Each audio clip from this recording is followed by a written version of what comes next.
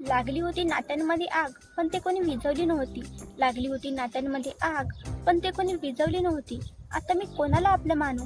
कारण ज्यांना आपलं मानलं होतं त्यांनीच तर जास्त आग वाढवली होती.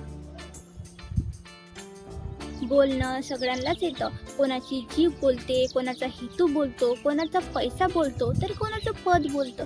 पण देवासमोर शेवटी व्यक्तीचं कर्मच बोलतं.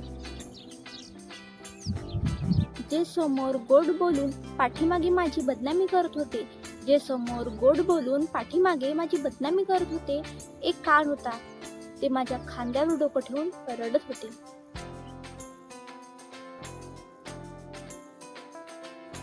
प्रत्येक माणसाला मी माझ्या कामातून वेळ काढून वेळ दिला आहे. प्रत्येक माणसाला मी माझ्या कामातून वेळ काढून वेळ दिला आहे आणि आज त्याच माणसांनी माझ्या कामापुरता वापर करून मला लांब केला आहे.